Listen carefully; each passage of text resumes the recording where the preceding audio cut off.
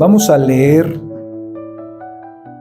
Colosenses capítulo 3.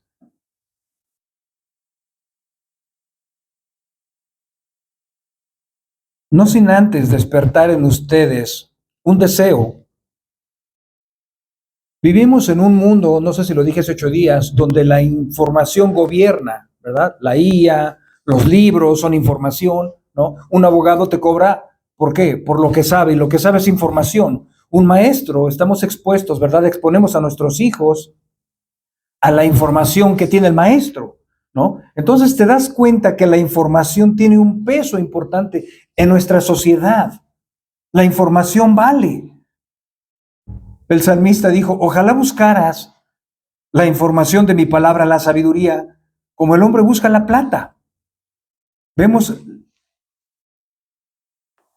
la grandeza, cómo los primeros creyentes, o el primer creyente, Adán y Eva, pudieron haber confiado en Dios. No solo fue de oídas, ellos vieron poder. ¿Qué vio Moisés? Poder, ¿verdad? Cuando sobrenaturalmente trajo las plagas, cuando abrió el mar.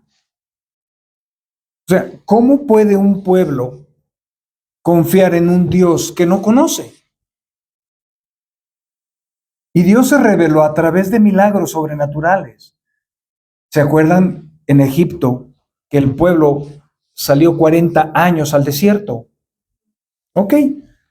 Y en el desierto, como bien saben ustedes, aunque no hemos ido, no sé si hayan ido, hay un clima extremoso.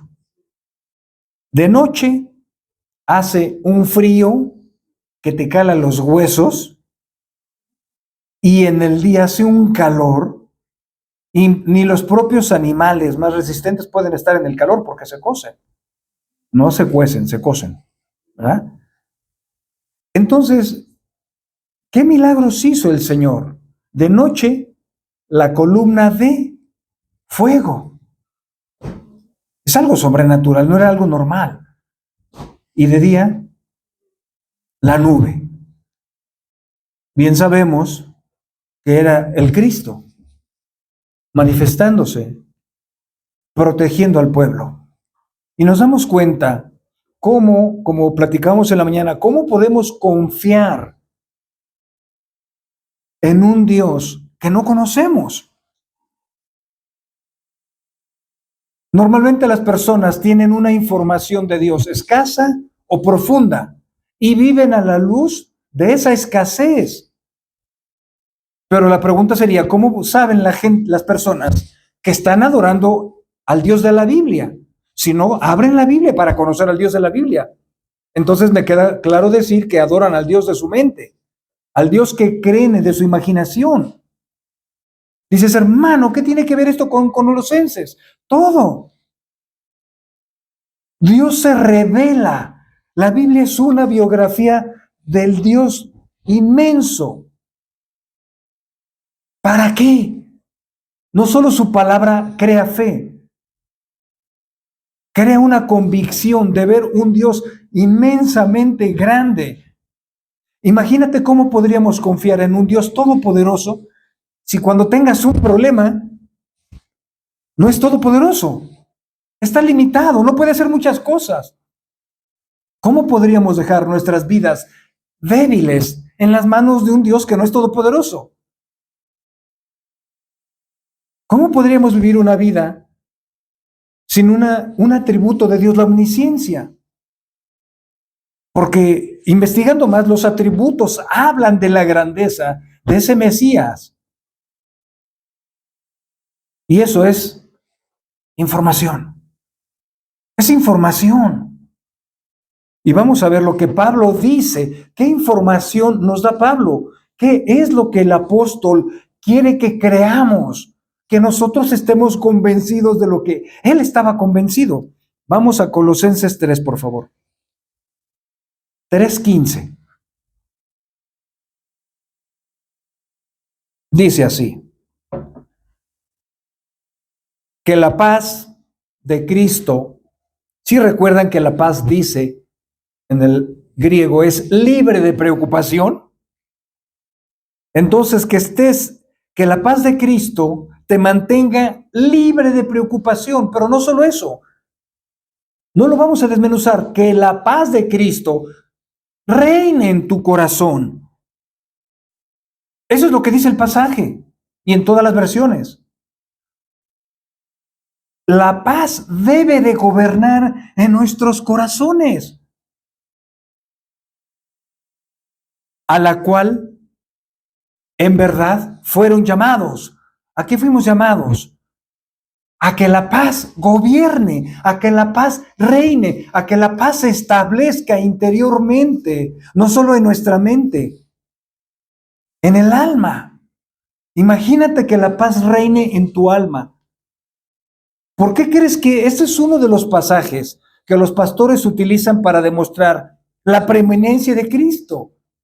¿Cómo inicia el pasaje? De una manera asombrosa y de verdad, de una manera muy poderosa. Que la paz, hoy en este mundo no hay paz. Todo causa un caos, todo causa un conflicto laboral, matrimonial, para todo, en el tráfico, en tu trabajo. Vivimos en un mundo muy acelerado donde la paz es algo que no se ve. Según llegas a tu casa a descansar y te encuentras con una mujer enojona o con un marido altanero, orgulloso, hiriente, impaciente, agresivo. Que la paz de Cristo reine. Y cuando dice reine, está hablando de un gobierno. ¿Y dónde necesita esa paz gobernar? En el corazón. Ponte a pensar, crea una identificación contigo. Si la paz que está demandando el Cristo reina en tu corazón. Porque dice, a la cual en verdad, con sinceridad, fueron llamados en un cuerpo y sean agradecidos. Oye, Pablo, creo que tus tiempos y nuestros tiempos no somos contemporáneos, ¿verdad? Le llevamos a Pablo 2000 años de diferencia. ¿Habría ingratitud? Sí. ¿Tú conoces a alguien ingrato? Alguien ingrata. Ora por ella, por ella. O sea, quise tomar los dos sexos. Ora por ella o por él, ¿verdad? Y sean agradecidos. No voy a hablar del contexto histórico de Colosenses 1, pero Pablo está hablándole a una iglesia cristiana y está creando una convicción en su corazón que esas personas que son creyentes vivan en paz. Y dos, que sean agradecidos. ¿Cómo se ve una persona que le haces algo, le apoyas, le ayudas y le cuesta tanto trabajo decirte, oye, gracias? Es asombroso. No sé si a Pablo le asombraba, pero dice que sean agradecidos porque son virtudes cristianas. Pablo no le escribió a una iglesia de paganos, le escribió a una iglesia de cristianos. Y los cristianos, debe de gobernar la paz. Mira, imagínate que mi dedo, ve mi dedo, que así sea la paz, ¿no? Imagínate que de repente esté luego para abajo, para arriba, para abajo, para arriba, para abajo, para...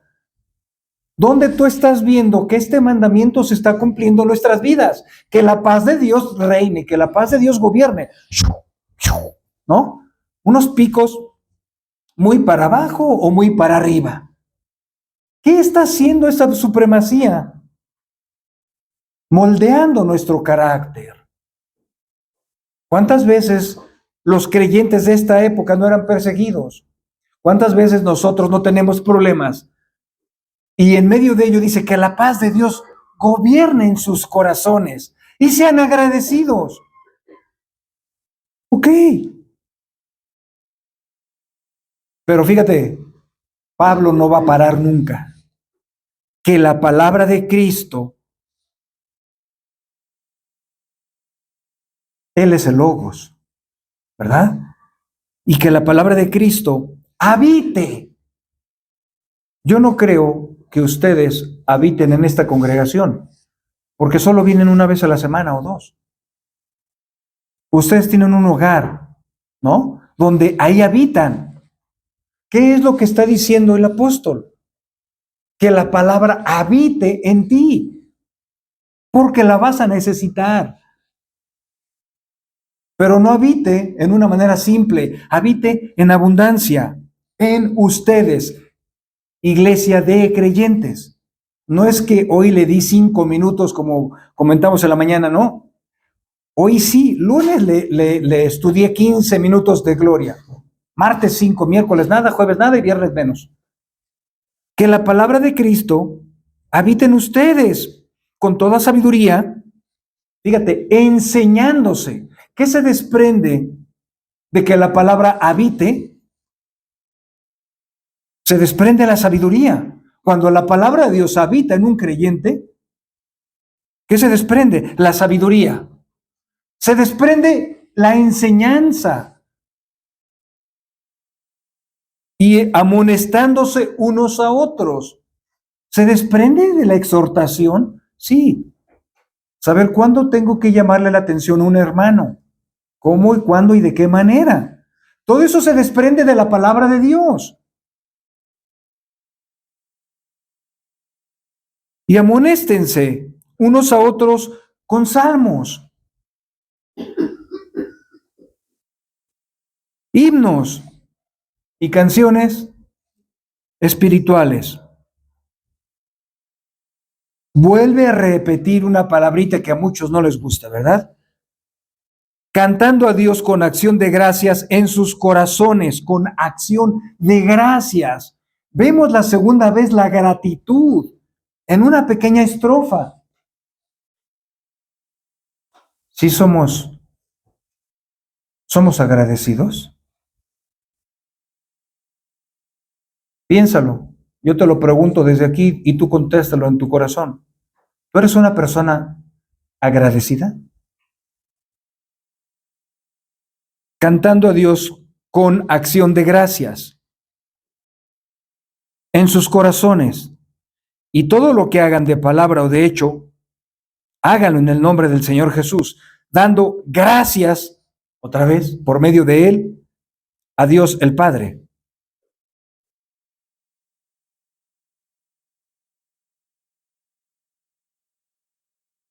Dándole gracias por medio de Él, a Dios el Padre. Creo que ahora, yo estoy leyéndoles Colosenses 3:15, ¿no? Porque ese texto también apunta a la supremacía de Dios. Y ese es un texto muy usado como Colosenses. Fíjate, ahora vamos a Colosenses 1:16. Porque en Él fueron creadas todas las cosas. Para que nadie diga que creó algo. Dios creó todas las cosas, tanto en los cielos como en la tierra. ¿No ves que luego dicen, Isaac Newton inventó? Ya cuando decimos inventó, el que está inventando es el comunicador. Solo descubrimos, nosotros los hombres descubrimos los metales. En los cielos como en la tierra, visibles e invisibles, ya sean tronos o dominios o poderes o autoridades. Todo ha sido creado por medio de Él y para Él. Y Él es antes de todas las cosas, y en Él todas las cosas permanecen. Él es también la cabeza del cuerpo, que es la iglesia. Vemos una vez más de otra manera, de otra forma, no solo como creador, no solo como un hacedor. Él es la cabeza de la iglesia, de la eclesía. Y esto es importante porque a veces los pastores no entienden o no entendemos esa línea que divide. La iglesia no es tuya. Pastor, tú no puedes hacer con la iglesia lo que mejor te parezca. No puedes dirigir la iglesia, ¿verdad? Bajo la cultura, bajo tus preceptos. Yo creo, yo pienso. Eso no sirve. Dios nos dejó un manual. ¿Cómo vamos a dirigir la iglesia? Él es también la cabeza del cuerpo, que es la iglesia. Y mira, te voy a dar un texto que es tremendamente importante.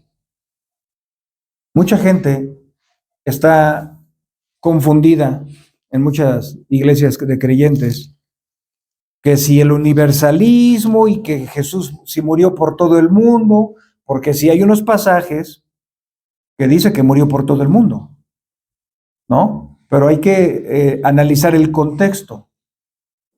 Pero yo te digo que Jesús murió por muchos, según Hebreos 9, 27 y 28.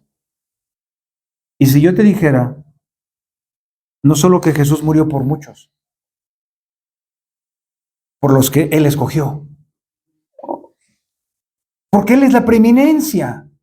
No es del que quiera ni del que corra, sino de que Él tenga misericordia.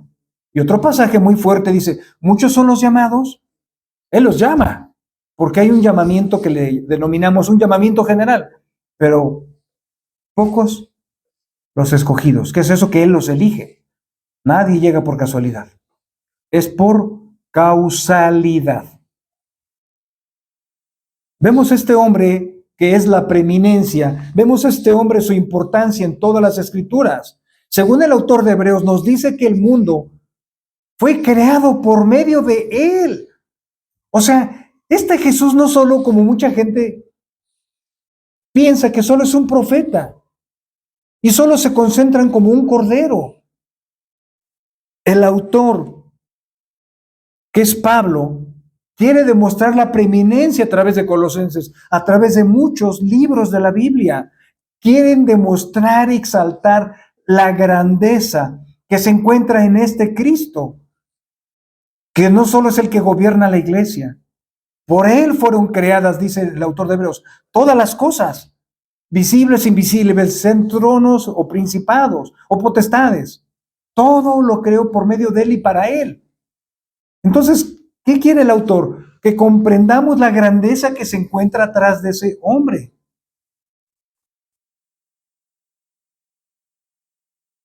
Cristo es la piedra, no solo es un líder más. Es el centro del universo. Y por Él, dice la Biblia, subsisten todas las cosas. Cristo es supremo en su persona. Eso es lo que está diciendo Pablo. Y no solo es supremo en su persona, lo iguala a Dios. Él es la imagen del Dios invisible. ¿Cómo si es invisible, entonces cómo es la imagen? Parece contradictorio, ¿no? En su esencia divina, en sus atributos, Jesús revela perfectamente al Padre. Mirar a Cristo es mirar a Dios, ¿no? Hay un pasaje que dice, Señor, muéstranos al Padre. Y se voltea a Jesús de esas miradas, dice, ¿cómo? ¿Qué estás diciendo? ¿Hace cuánto tiempo que estoy con ustedes y me dices, muéstranos al Padre? O sea, ¿no has entendido nada? En Juan 8:58, esa preeminencia del Cristo tiene atributos. Dice Juan 8:58, vamos a hablar de un atributo del Cristo, porque algunas sectas, ya religiones es hablar bien de ellos, algunas sectas minimizan a Cristo, porque tenemos que ayudarles a comprender lo que dice Hebreos. Todas las cosas fueron creadas por Él. ¿Quién Él? El Cristo, para Él. Ellos no están entendiendo que no solo es un hombre, un profeta. Fíjate lo que dice Juan 8:58. Jesús les dijo, en verdad os digo, antes que Abraham naciera, yo soy. Y muchos, no vamos a leer todo, muchos se asombraron, dijimos, uy, imagínate, has de ser bien viejo. Sí, Jesús es eterno. Antes que Abraham naciera, yo soy. Pero ellos se molestaron, porque bien dice Pablo, el hombre natural no entiende las cosas que son del Espíritu. ¿Por qué? Porque se disciernen con el Espíritu de Dios. Voy a darles un texto, Mateo 28:18, y dice, y acercándose,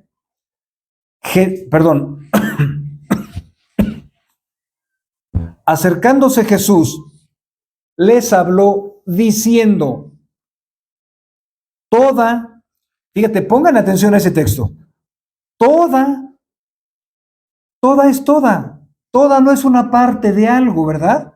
Es como si yo tengo un pastel y te digo, te voy a dar el pastel y a la hora de partirlo te voy a dar la mitad. Eso no es todo, es la mitad del pastel. Jesús dijo, toda autoridad me ha sido dada. ¿Dónde? En el cielo y en la tierra. ¿Qué estamos viendo? La omnipotencia del Cristo. Toda la autoridad se le entregó al Cristo. No solo lo dice el autor de Hebreos. Entonces ya no lo vemos como un hombre común y corriente. Como alguien trascendentalmente importante. Si yo te dijera que por él se creó el universo donde tú vives, déjame decirte, si tú eres una de esas personas que ignora al Cristo, no estás entendiendo que tú vives en su universo, porque Él creó todas las cosas y demanda gratitud, y demanda reverencia, y demanda respeto. ¿Por qué? Porque Él creó todo. Tú qué cómodo. Naciste en la placenta de tu madre y disfrutas el mundo que Él creó para que tú no lo quieras adorar, al Creador. Está medio extraño, ¿no? Esa manera de pensar es limitada. Toda autoridad me ha sido dada en el cielo y en la tierra. ¡Wow! ¡Qué impresionante! Está hablando de su omnipotencia porque también, repito, los atributos hablan de la supremacía de Cristo, hablan de su grandeza. Los atributos nos ayudan a comprender en esencia su deidad. ¿Quién es ese ser extraordinario que puede transformar nuestras vidas en un segundo, que puede crear una esperanza en medio de la depresión? Vamos ahora otra vez a Hebreos. Juan 2:25. Ya hablamos en Mateo 28:18 de su omnipotencia. Toda autoridad me ha sido dada. Ahora en Juan 2:25 vamos a hablar de su omnisciencia. Y al final de ver la supremacía de este Cristo, vamos a comprender cuál es el propósito de que tu mente o de que Pablo hablara de la grandeza que se encuentra en Cristo. Dice el Señor Jesús. Y no tenía necesidad de que nadie le diera testimonio del hombre, pues él sabía lo que había en el hombre. Aunque está usando un verbo en pasado, él sabía, para muchos que son muy puntuales, ¿no? En los tiempos, no está diciendo que él sabía en un pasado qué había en el hombre. Él sigue sabiendo qué hay en el hombre. Está demostrando su omnisciencia. Tú no le tienes que decir cómo eres, él ya lo sabe. Antes que salga una palabra de tu boca, dice, yo ya lo sé. Yo ya sé qué estás pensando. Vamos a Hebreos 13:8. Vamos a ver su eternidad. Una persona eterna es una persona que no tiene ni principio ni fin. ¿Habrá alguna persona así? Sí, el Cristo. Hebreos 13:8 dice, Jesucristo es el mismo ayer y hoy y por los siglos.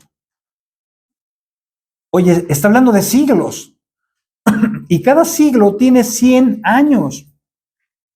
¿Cómo una persona con una humanidad puede durar miles y miles de años y siglos?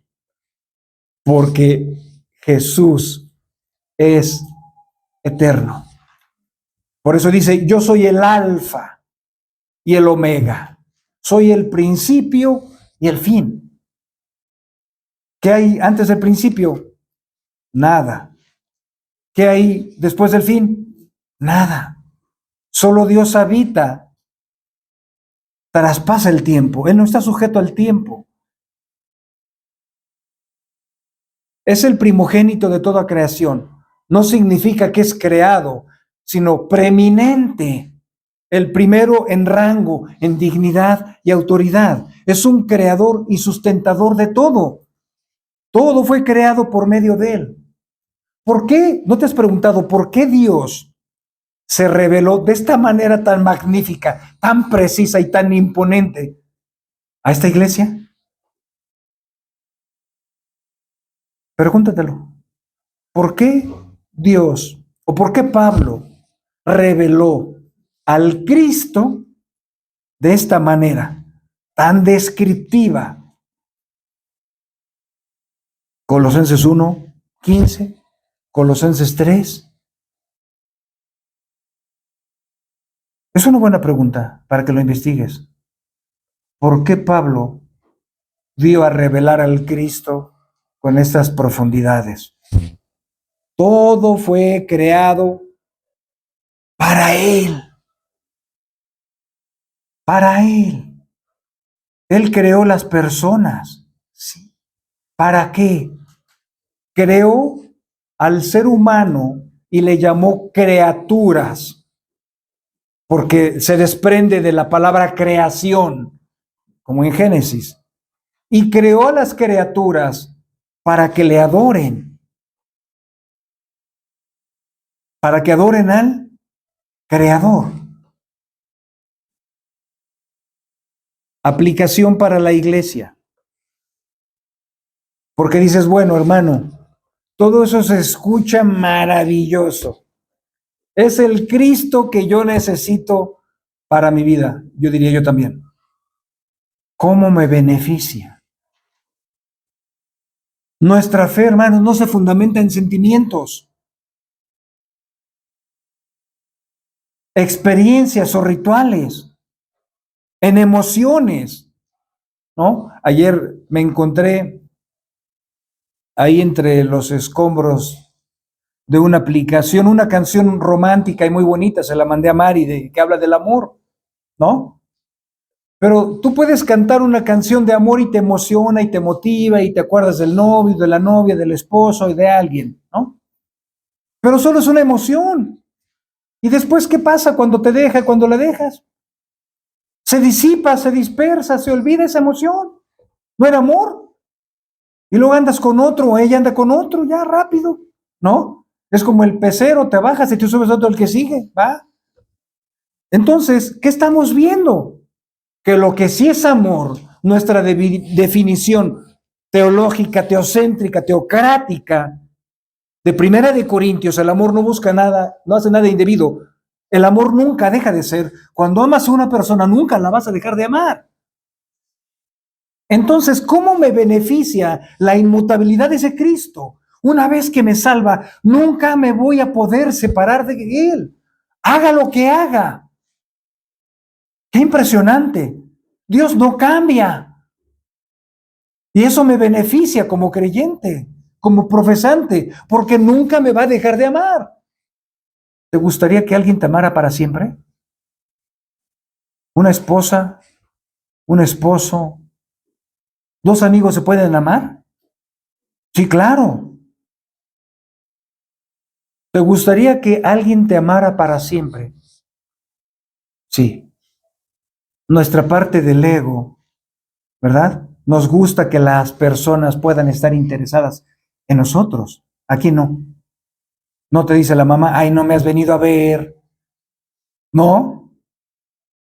Quieren que estés con ellas, ¿no? Es más, la novia, sí, aunque no te ame, ¿no? Oye, no has venido en 2 días. No, ya, repórtate. ¿Cómo nos benefician sus atributos? Esa inmutabilidad que la mencioné hace rato.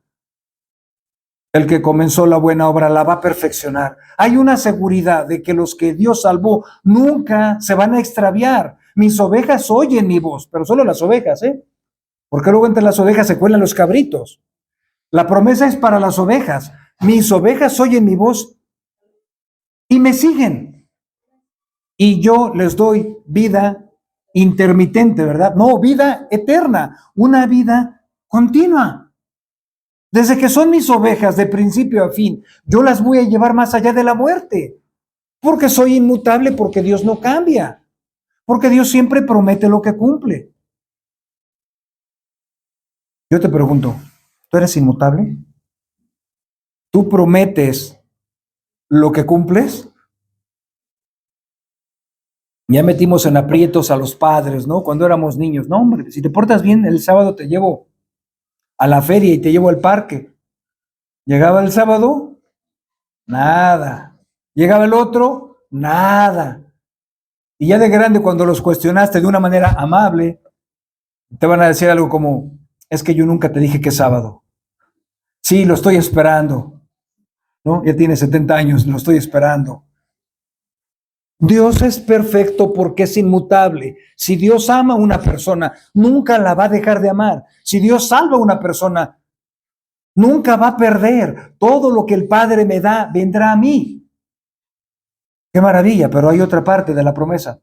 Y el que viene a mí yo no le echo fuera. ¿Cuántas personas son inmutables? Cuando están contentas, están de buen humor. Y cuando están de malas, no te les acerques en ese momento. Deberían de poner una calavera atrás, prohibido acercarse, dangerous. ¿No? Ahí hay una mutabilidad en el carácter. Dios no cambia. Entonces, la fe no se fundamenta en sentimientos que digas, ahí, hoy siento ganas de amar a Dios y mañana ya no. La iglesia debe de predicar un Cristo grande. Cuando evangelizamos debemos de exponer al Cristo como suficiente. Y si podemos, si la gente te da el tiempo, háblales de los atributos de Cristo, que es inmutable, que es un cordero perfecto, que es un profeta, que es un sacerdote, que es misericordioso, que es compasivo, que es perdonador, pero también tiene ira y cuidado con ese atributo porque te puede alcanzar su ira. La iglesia debe de predicar un Cristo grande y no uno reducido al gusto cultural. Hay muchas iglesias, desgraciadamente, y luego son grandes, no es que nos envidian, son grandes y cuando termina, pasan los que cantan, te ponen una musiquita así medio enternecedora, ¿verdad? Manipuladora, y hacen ¿quién quiere aceptar a Cristo? Y pasa al frente. Están reduciendo la grandeza del Mesías. Porque ¿cómo sabes que el Mesías está llamando a esas personas que hacen una profesión de fe en ese día y mañana siguen caminando con el diablo? Jesús no está sujeto por tiempo o por espacio. Dice la Biblia, ¿sabes por qué nos da datos la Biblia? Para que comprendamos la grandeza que hay a través de este ser, de este Cristo, que no está sujeto por el tiempo como tú y como yo.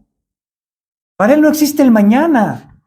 Dios siempre está en presente. ¿Cómo puedes entender eso en tu mente? Nosotros estamos limitados en un espacio, en un tiempo y en un lugar. A Dios no lo delimita ni el tiempo, ni el espacio, ni el lugar, porque dice la Biblia que Dios está en todas partes. Y tu mente y la mía es muy difícil que comprendamos eso. Y dice la Biblia que también, hablando de esa preeminencia, que para mí un día son 1000 años para Él. Y 1000 años como un día. Nada más eso lo dice para que entiendan nuestras mentes humanas pequeñas la grandeza que se encuentra en ese Cristo que ha traspasado todos los tiempos.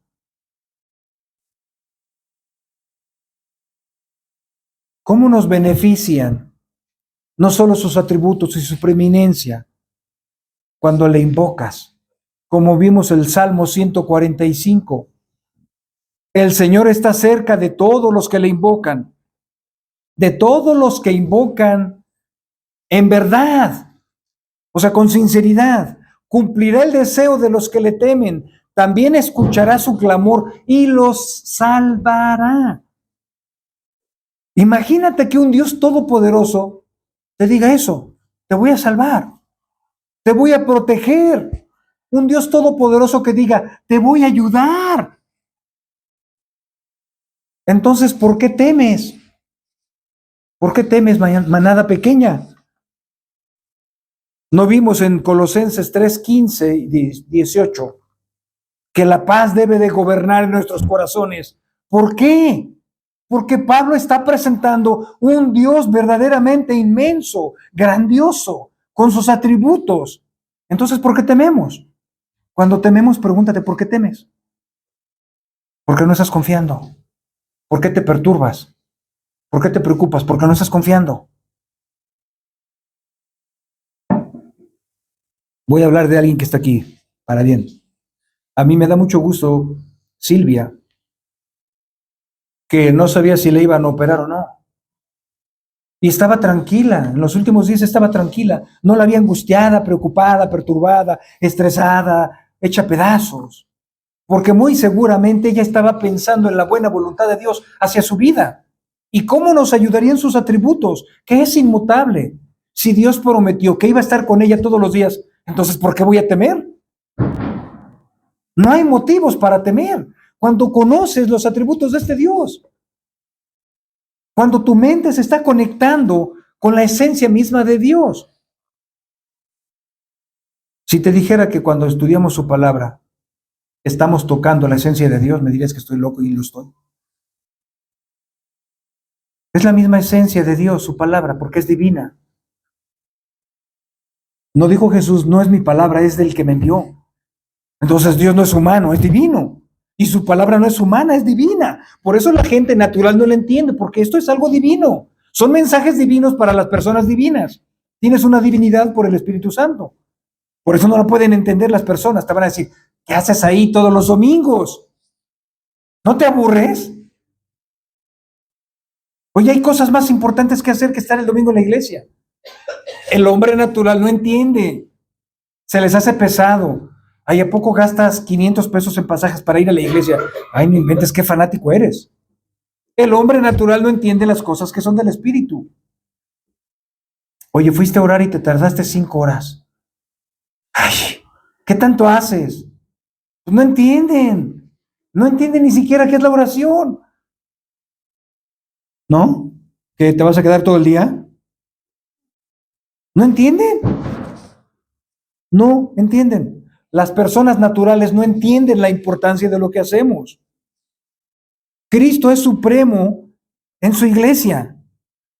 En verdad, a mí como me conforta que los hermanos de Nigeria, muchos están entendiendo esto y mueren a puños todos los días.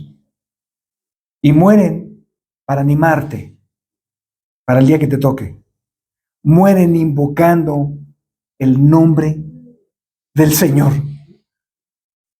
Mueren invocando el nombre del Señor.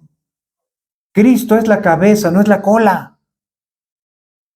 ¿Cuál es la parte más importante de tu cuerpo? No es la mano, porque tengo otra. No es el dedo, tengo 9 más. La parte más importante de tu cuerpo es la cabeza. Por eso nos ayuda a comprender que Cristo es la cabeza. Pero ¿cómo podemos comprender algo tan maravilloso, tan hermoso, tan armonioso? Cristo no solo es la cabeza, está abajo, es la piedra que sostiene la iglesia. ¿No dice la Biblia que Cristo es la piedra que desecharon los que construyen, los que edifican? Y sobre esta piedra edificaré mi iglesia, Petros, ¿no? No el Vaticano, no, eso es un error terrible. Sobre Cristo mismo se tenía que haber fundado la iglesia. Sobre Cristo, imagínate si entonces Cristo es la piedra y él mismo es la cabeza, está en protección la iglesia. ¿Por qué? Porque la cabeza piensa, la cabeza gobierna, la cabeza nutre, la cabeza guía. ¿Quieren seguir grabándose algo importante? La iglesia debe de moverse en conformidad y dirección al que tiene el poder y la autoridad. No hay una sola persona que haya o esté aquí que deba de subordinarse a esta cabeza, a este gobierno.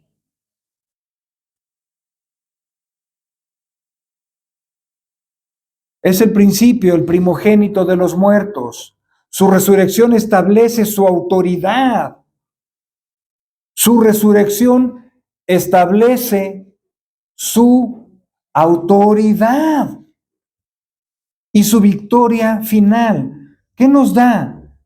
Seguridad.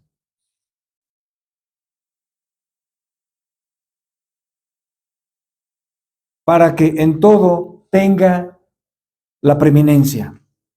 Nada ni nadie debe de ocupar el lugar que le pertenece al Cristo. Al Cristo. La iglesia no nos pertenece a nosotros, le pertenece a Jesús. Toda decisión, ministerio, enseñanza debe de responder a esta pregunta. ¿Exalta esto a Cristo como supremo? Porque ese es el propósito de la iglesia. No es venir y cantar y sentirnos bien, aunque eso sí se provoca.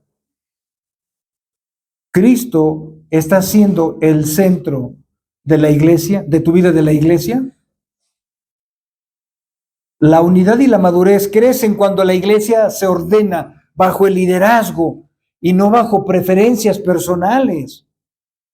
Repito, la unidad y la madurez crecen cuando la iglesia se ordena bajo su liderazgo y no bajo preferencias personales, y no bajo puntos de vista, y no bajo yo creo, yo pienso, yo siento, me parece, hermano, la iglesia, somos muy poquitos, hay que traer unas edecanes para que venga la gente. La iglesia no se establece bajo puntos de vista, o donde luego culpamos a algún miembro o al pastor porque no hay personas en la iglesia. Esos son puntos de vista. No se rige así la iglesia. ¿Quién es el que añade, según Hechos 13:48, a la iglesia los que han de ser salvos? El pastor, amén. No. El Señor agregaba los que habían de ser salvos. ¿Te das cuenta por qué es bueno conocer las Sagradas Escrituras?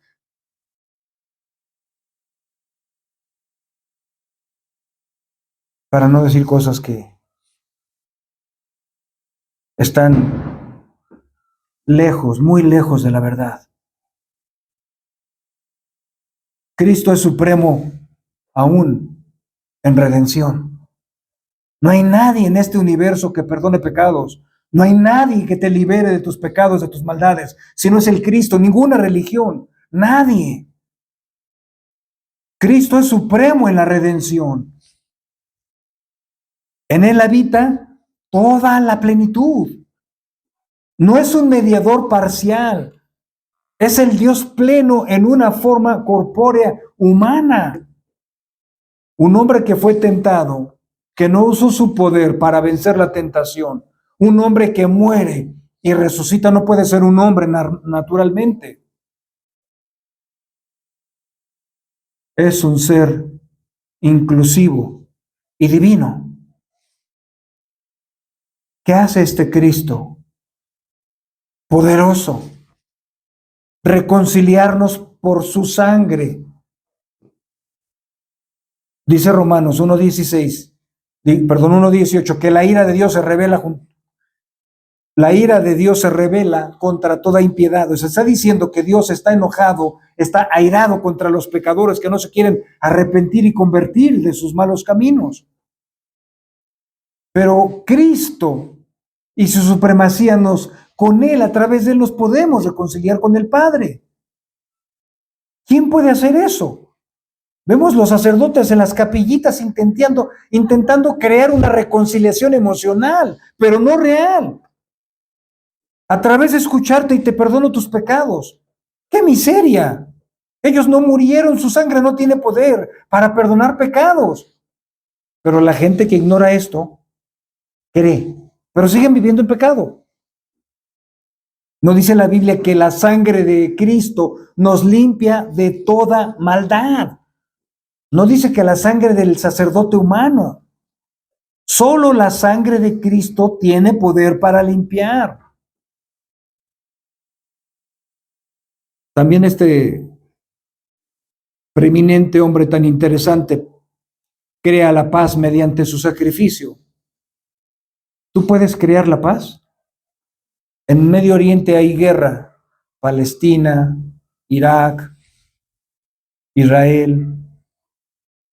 Y no pueden crear la paz, porque ellos no son el Cordero que trae la paz.